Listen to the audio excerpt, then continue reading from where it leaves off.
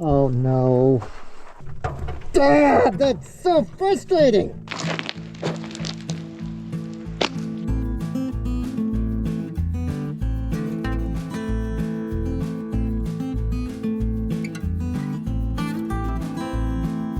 This desert has a unique way of humbling you. It doesn't care about your plans or your progress. I realize that out here, I'm not just building a desert forest, I am building myself. Today was supposed to be simple. Road and dam maintenance, some hauling, maybe some progress on the nursery, and tackling the next big step. But the desert had other plans. Out here, you don't just solve problems, you wrestle with them, and often, they wrestle back. This is the reality at dust-ups. There's no such thing as perfect plans or smooth days. It's about learning to adapt when everything seems to go sideways. This week isn't just about fixing what's broken, it's about finding a way forward when forward feels impossible. Having my family, this community, and all of you by my side is what keeps me moving. Let me show you how the desert teaches you to rise, one challenge at a time. Get this warming up.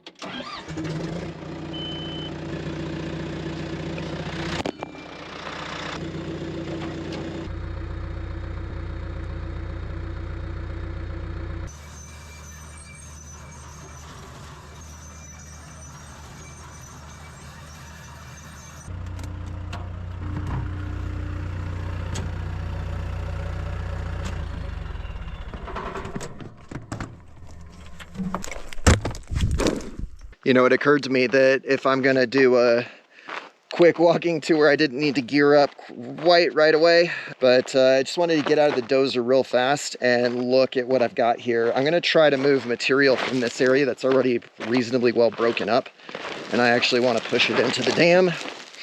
I'm a little sad to get rid of that little pioneer there, but he's got to go. And what I want to do is I just want to push all the material from here, this stuff, and I want to thicken this wall so that the slope isn't quite so steep, and especially in that narrow spot where you can see the water running, we want to get rid of that. And I really hope I'm done working on the dam because I'm sick of talking about it. I want it to just work and be done. So this stuff right here, we can't have that. This slope isn't too bad, but I really want to widen this area, so I'm gonna push all the material from over here and try to thicken the wall to about right here. And I'm hoping that I might get an extra couple of feet of safe driving area as well. So that's what I'm up to. Let's get this going and see if we can't move on to the second one. And I really want to make sure that I leave these stones in place because it's nice to have them, and we're gonna make an effort to bring those down here just to make the spillway a little more safe.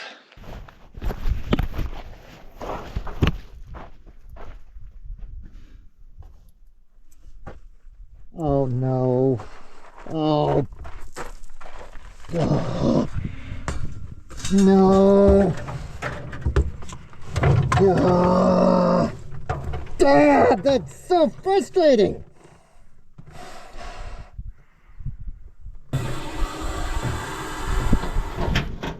When I got out of the Dozer, I heard it turn off and I knew I bumped the key. What I didn't realize is that I bent the key in half and now it's stuck in the lock cylinder. I literally didn't even move any dirt. It's already broken.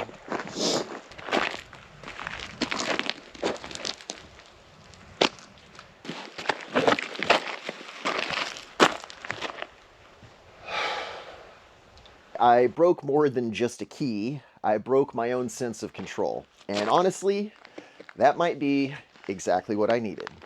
It is so hard to take blows like that, but if you let your temper get the best of you and start throwing wrenches and throwing a fit, you're not gonna get anything done. So it really doesn't do any good. It's better just to sit down and start thinking about the problem. With that slide getting in the way, I don't see how I'm gonna get this out.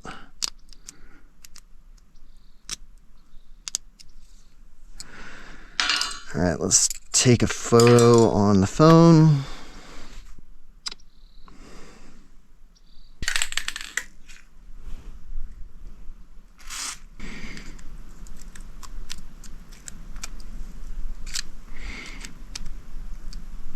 I knew this was likely to be a bit of a Hail Mary. The best tools I had for the job were some oil and automotive picks that I thought, well, you know, I'll go grab those and see if I can't pull this cylinder, go work in the shade, and at least have the lock cylinder in my hand. Maybe I could get a better angle, but no.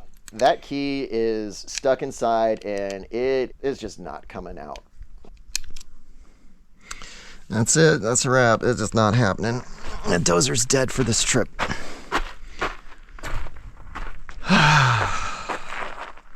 Clean up. Put everything back away.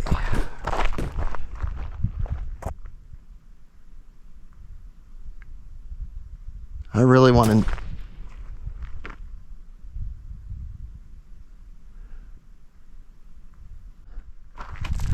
That's kind of freaking me out. Somebody shouldn't be shooting that much if they're hunting. They're not popping off rounds either. What are they doing? They're pretty close, man. All right, we're gonna see if we can't find whoever it is that doesn't belong here. This will save me a lot of walking. Reconnaissance by drone. Poaching is likely a big problem out here. We actually have plant poachers that have been stealing soap tree yucca from places just outside of town, but hunting poaching is also a problem. There's just no law enforcement out here besides Border Patrol, and poaching is certainly not their top priority. The gunshots going off is obviously a cause of concern. Doesn't necessarily mean that there's a problem, but I think it would be foolish to not pay attention. Just like when I've searched for cattle, searching for hunters and potential trespassers by drone is by far the easiest way to cover a lot of ground. There's a cool feature on there that'll identify shapes. Even if I'm not getting a good image on my screen, I can still identify trucks, side-by-sides, things that clearly stand out in the desert. But thankfully, nothing came up. I like it when things are boring. I couldn't see anything, which is good. I'm hoping that it's just somebody on their own property, but obviously gunshots get your attention. So I'm glad that they don't appear to be close to me. Get on with my day, but the lock cylinder is a showstopper. Really unfortunate because we've got that diesel tank that we need to unload, and that's going to overload the mini excavator that I have. So I'm not exactly sure how we're going to get that off.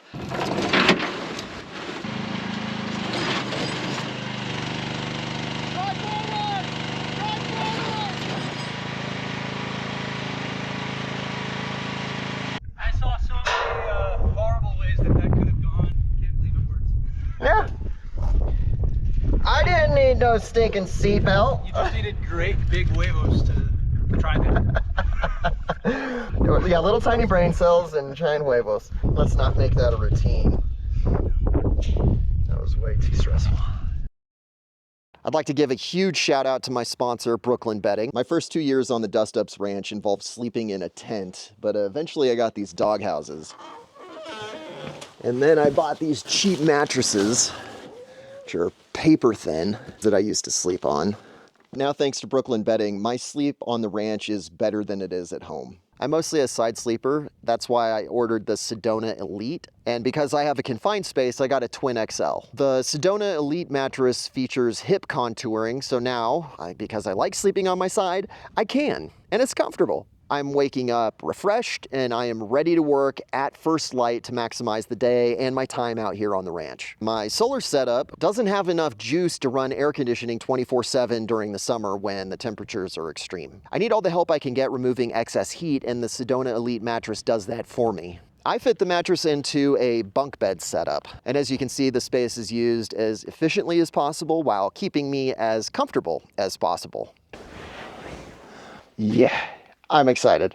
I'm really excited. Take care of your energy by getting the best night's sleep possible. Brooklyn Bedding has been making mattresses for over 25 years. They're still around for a reason. Every mattress comes with a 120-night sleep guarantee. Your purchase also comes with a 10-year warranty and ships for free in the United States from their factory in Arizona. I love my Brooklyn Bedding mattress. I know you will too.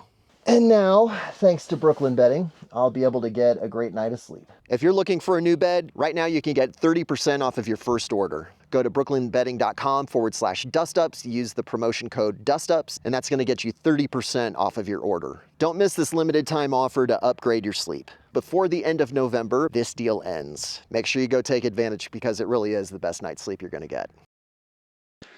Good morning, everyone. Yesterday was just a brutal day because I had a super minor breakdown on the Dozer, and I don't need to go to town just to run it, but since I have this other problem with the dually, I need to drive to El Paso. The dually's got some kind of serious electrical problem. It's clearly a connection between the alternator and the battery. I found a loose wire between the junction box that's labeled battery and the battery. Even connecting it, the dually wouldn't start yesterday, so I just need to get it out of here. I have to get the dually working because all of my plans for hauling manure and hauling water, hauling agave, everything depends on that truck working, and it's broken down. So the faster I can get it to Daniel to diagnose the electrical problems and get it back in service, the better. I'm just gonna go into town. I'm gonna rent a 1-ton dually. I'm gonna use Daniel and Kevin's trailer to get the dually out of here, and then I'm going to race back here so that I can actually do more ranch-related plant stuff instead of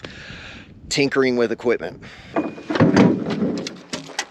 The first time I brought the Tacoma out to the ranch, it felt like I scratched off half the paint. The cat claw acacia and the creosote was slowly encroaching on the road space, and it gets narrow and you drive by and it just scratches all the paint off as you go.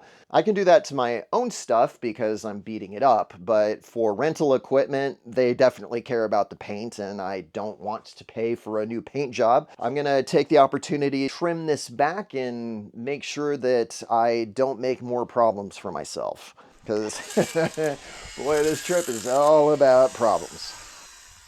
I really need to focus on where paint is most likely to get scratched and not necessarily doing the best brush cutting job.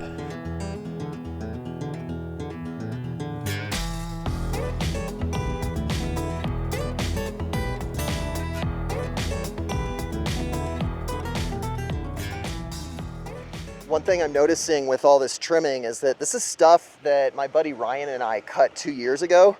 And it's showing me that even though we were not pruning for the sake of pruning, the plants responded really aggressively and are growing back very well. It just confirms what I did up by the dam. And I already planned to do it this trip where I would go through and prune the native vegetation, but seeing the response on the road where I had to do it, it really motivates me to go up where I'm working and to do a very thorough job pruning absolutely everything, because this is growing like crazy and I don't want that, but I do want crazy growth up where I'm working.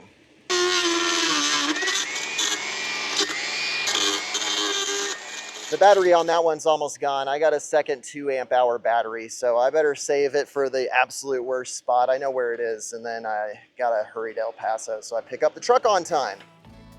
As I was leaving for El Paso to go pick up the rental dually, I stumbled across the Border Patrol, and there's not a lot of people out here. It makes sense to stop and chat and just see what the local news is. Morning, guys. What's going on? Nada, how are y'all? I don't know if you heard, yesterday there was a big firefight. A firefight across the river or on one side? On the Mexican side. Okay, that's scary. Yeah, a little bit. Sound like a 50 cal machine gun. We also saw a flare over there. Why would they sort of flare during the day? It could be, where are we here? Fight me? I don't know. Yeah, that's bizarre. I guess they're duking it out. That was way more interesting than I expected. Still thinking about that conversation I just had with the agent, but there was a gunfight 6 miles from me. I get caught up in the image of bad guys selling drugs, but it makes me realize it's a lot more than that. You have small units with heavy firearms supporting each other, maneuvering against each other, a flare going off for whatever reason. That doesn't sound to me like a bunch of hoodlums just slinging a 9mm with their hand cocked to the side. It's an army. It's an actual army, and there's a war, and it's on the other side of the Rio Grande. It's only 6 miles from me. I don't think there's anything for me in particular to do about it, but when you hear me talking about gunfire or incidentally there is a weapon on screen, it's not just for show, and it's not, I don't know, Texas machismo. Stuff is real out here. Like, I don't want to walk around armed at all. It's not a war zone, but it's bordering a war zone. I have no idea what to do other than to just say, hey, this is what's happening, and maybe something happens as a result. I don't know. Anyway, back to the desert forest. I'm gonna go get this dually rental. Got a long day ahead of me because I still have another probably 5 hours of driving. Here we go. May I help you? Yeah, I'm calling for parts. I snapped the my key inside of the lock cylinder, so I'm hoping to pick up a new lock cylinder. Well, at least this is one problem solved. I can now fix the Dozer and I can be back and running, so that's one win. Well, I got the rental. It is a much bigger and much nicer truck than mine. I don't know if Dust Ups will ever run newer equipment like this. I hope so. Maybe the channel will keep growing and we can get some nicer stuff. But until then, 2003 Silverado 3500, baby. Salvage title. These creosote need to go. Right. There you go. All right, I'll follow you. I think if I just drive over the middle, they don't let me put my tires on it. All good? Yeah, looks good. What's the plan? I'm gonna drive onto the road and then back up as close as I reasonably can, and then we're gonna drag it on the trailer. Cool, cool.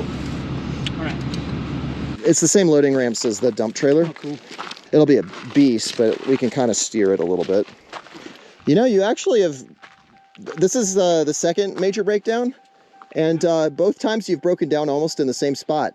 It's kind of an eldritch, spooky location. Stuff goes wrong here. But it's actually like, as far as breakdown locations go, it could be so much worse. It's this big key, I think. And the locks are pretty old and cranky, but they unlock. And I've learned today, don't bend keys. Come on, you stupid thing. Brandon Smith. We are not lined up great. It'll be very hard to steer the truck, but it's possible.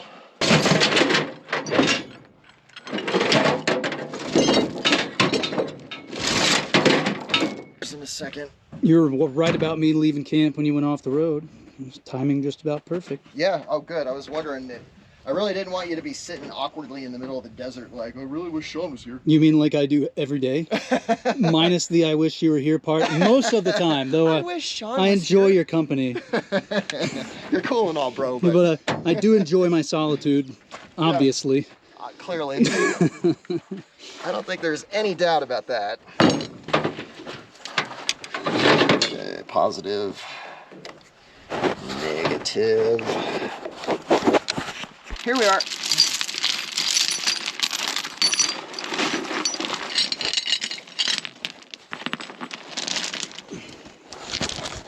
Oh, I see where you're at. Now go ahead.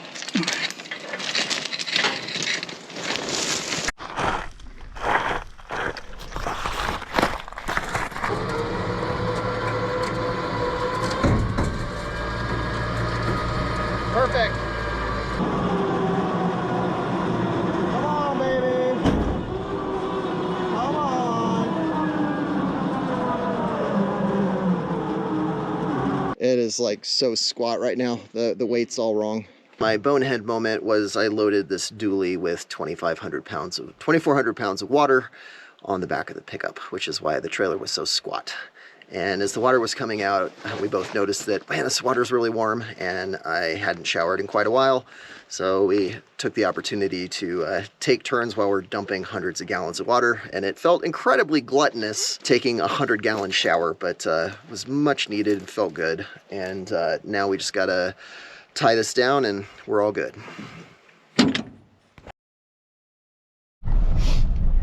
Good morning, everybody. It is first light and I've got the dually on the back. Brandon and I didn't make it all the way back to camp until about 1:30 midnight. It took us forever to bind the axles to the trailer, but it's now done and it's safe, and I'm going on some pretty terrible roads and the truck hasn't budged an inch, so I feel confident about the load I have tied down. And then I woke up at 5:30. I'm ready to get this little episode over with, so I am heading to El Paso, park this with Daniel so he can thoroughly go through all the electrical and make sure that we get it fixed, and then I can come back and fix the Dozer after driving 6 hours and finally get back to making my desert forest.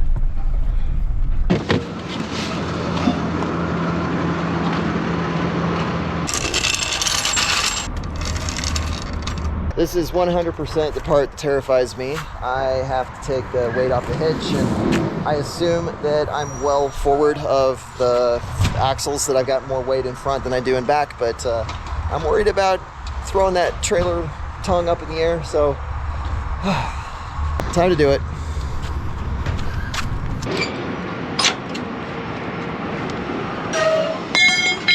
Hey, what's up? Everything's going smooth except for right now. I've got the jack down and it's just lifting the truck up. Should I just keep sending it? Keep sending it. And I think that should be it. Mission accomplished. 30 hours later. But anyway, mission accomplished. Be careful, and I'll get on that. I'll start messing with it today. Thanks, man. See ya. All right. Bye. Not a problem. Bye. These forced trips to El Paso aren't entirely a bad thing. It gives me the opportunity to pick up supplies that I normally wouldn't make a run just for that supply. I have to go by a major agricultural area in Clint, Texas anyway to pick up some hay. And some people in the Facebook group mentioned that I can find all the seed I could ever want for Palmer amaranth. It grows everywhere that there's an irrigation canal. And while I was picking up hay, I thought, why not just get out of the truck and pick up some seeds from this vigorous growing weed? The farmers hate this stuff, but I mean, it's literally a weed. They hate it, and there's endless amounts of it here. So I think anytime we're in town and we need to cut mulch, I've got my brush cutter, but I just bought a bunch of hay, so I don't really need to cut. But I'm gonna mark the GPS pin for Brandon and come back here. I'm also gonna try to grab some of the seeds. I don't have any plastic bags, but we'll see if I can find something. There's my hay, and this is the leftover from the dually recovery trip. I thought, you know, let's get a little more mileage out of this whole chaos. And since I decided, you know what, I've got an empty bed, maybe I should just pick up some hay and get some instant results, which, you know, not the cheapest thing. The benefit is, somebody in the Facebook group mentioned that these irrigation canals are loaded with Palmer amaranth, and here it is. And let's see if we can get some viable seed. Obviously don't have to be too discerning with this. It's like 90% seed. I'll take this so Brandon can see it. I'm sure I'm making farmers cry seeing me mix good hay with Palmer amaranth, but you know, this is also why I always keep gloves in the truck, because I seem to constantly find a reason to use them. This stuff is not nice to touch. No wonder why this stuff grows like crazy. It's all seeds. I promise you, I'm not going to plant it, but what I see over there is a gigantic stand, like more than an acre of elephant grass. And I'm sure if I find whoever that owner is and offer to cut it for him for free, I'm sure they'd be delighted to have it cut back. And for us, that would be a win, because we could fill up a dump trailer at a time full of grass. Instead of paying for hay, we can harvest it in just slightly more time and not spend the money.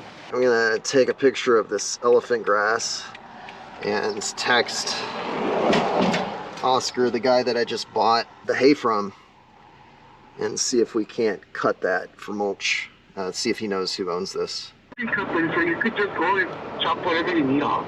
Okay, awesome. I mean, I figured it was probably public land, but you know, wanted to get some idea of where I was working. So I appreciate you calling me back and letting me know. Bearded man who saw the gunfight 2 days ago, or at least was the one that reported it, he expressed interest to Brandon to come visit the ranch, and since I'm coming back from El Paso on this big equipment run, I I thought, you know what, this is actually a good time, and I've got a couple of errands that I need to run on the way. So it's actually a really good time to head over to Bearded Man and pick him up. So we're gonna host him on the ranch tonight. I've only met Bearded Man for 2 seconds, but him and Brandon ran into each other a couple weeks ago, and they've been chatting quite a bit.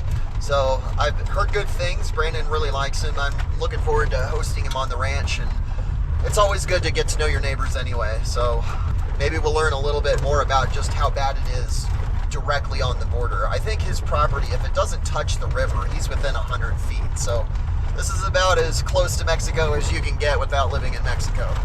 I'm heading towards Bill's ranch, which is that house over there. And Brandon said that he spotted some very old, rotted, moldy hay that's clearly way past the point of being useful to anybody except us to use as mulch. So I'm gonna head over there and take a look. We asked Bill if we could use it, but he quite understandably wanted to know what he was being asked to give away for free. So I'm gonna go take a video so he understands just how far gone this stuff is. And then I'm gonna go to the next task, which is to find some oil field pipe laying on my river property that we found. I think we can use that to build an equipment shed / hay barn, and then I'll finally go pick up Bearded Man. The reason I honk the horn is I'm not here trying to surprise anybody. I want everybody to know I'm here.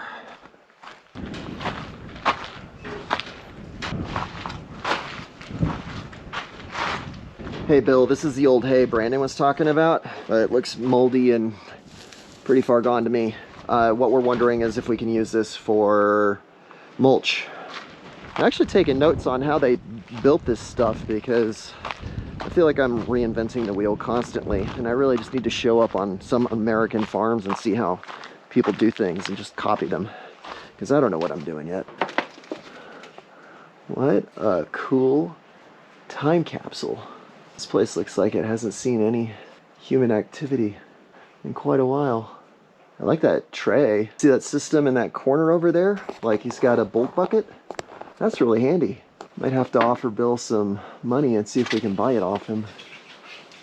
That Bronco, I know somebody would love the project on that thing. What a cool vehicle. Also, look how much flooding there's been. That thing's buried pretty well. All right, time to go. Hey guys, I wanted to show you something really quickly. I'm driving down towards my riverfront property, and I just passed the Badlands, which are huge clay deposits where literally nothing grows. And as soon as I passed them, I noticed this. And these are likely mounds of clay. They're much more resistant to erosion than the sand around it. And you'll find this pattern all across Red Light Draw. But this is what caught my attention, is as soon as we passed the pure clay deposits, it's this Bolson fill, which looks exactly like the stuff on my ranch. This is desert pavement Bolson fill. And what do we have here? Mesquite growing.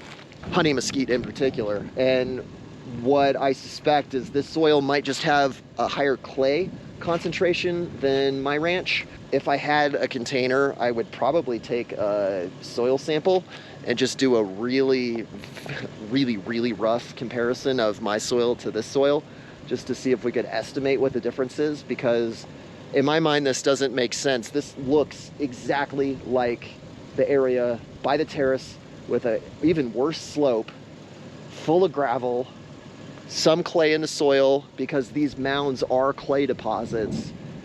Why is it growing here and not there? You got a theory? Actually, I know exactly who to ask. I'm gonna ask Joey from Crime Pays and Botany Doesn't, because him and I have been texting and he's been very eager to help me understand plants. So he's the perfect person to ask why this is growing here and not up at the ranch, or at least to speculate on some ideas to go through a process of elimination. So Joey, I'm gonna send you a text message. Question for you about honey mesquite. This location looks exactly like my ranch. It's growing on a steep slope full of gravel that I assume is a clay deposit underneath. This looks exactly like my ranch, but honey mesquite isn't growing there. Why not? Let's get a picture. Joey just told me to use an app called Rocked, and that'll tell me more about the substrate, which I kind of know that word, but I don't know exactly what it means. I will have to stop back the next time I see that. Probably pause an interesting conversation with Bearded Man, but I also really want to know why that mesquite is growing there. Hey y'all, you probably don't recognize this view, but I am in my brand new, well not brand new, I am in my recently acquired, as in 5 minutes ago, International 4300. This truck is gigantic and normally requires a CDL, but because I am a registered farm in Texas, I have an exemption. I am so uncomfortable driving equipment this big, and I'm gonna start out by doing that in El Paso, which is not the best learning environment. Luckily, I drove a stick as a teenager. It's been a long time, so this is going to be quite the adventure. I unfortunately cannot film it because I need all of my attention on the road, but I'll give you a tour of the truck when I get out in a friendlier spot. For now, I got to go to a locksmith. There is only one key to this truck. I want to prevent that problem. One other important thing, the reason that I bought this truck, I went shopping for dualies thinking, you know what, I need something a lot more new and reliable, and I looked at several options, and everything was going to cost me at least 30 grand for a truck that was in good running shape, that was not going to be a project truck or require $5,000 in repairs. This thing cost me less than $11,000. I paid the asking price on it. This thing is in amazing shape. It's got 72,870 miles. This engine should last for 500,000 miles. It is in pristine condition. It looks gorgeous. There's hardly any scratches on the bed. And the seller threw in a pintle hitch and a whole bunch of straps. All that cargo stuff's got to be worth at least $500, if not 700. So it's a really, really good deal. This truck is beyond what I'm going to need to pull, so I'm really happy to have it. But now, got to go to the locksmith and let's get out to Dust Ups. Dust Ups content doesn't have to end here. I recently visited Brent Underwood at Cerro Gordo, California from Ghost Town Living. He has a native pinyon pine forest growing in the high desert that I think you should check out. It is a sky island that is such an amazing concept where you find life where you at least expect it. Go check out the bonus episode by clicking the link in the description, or you can scan the QR code that you see on the screen. Thank you so much for watching, and I will see you in that bonus episode.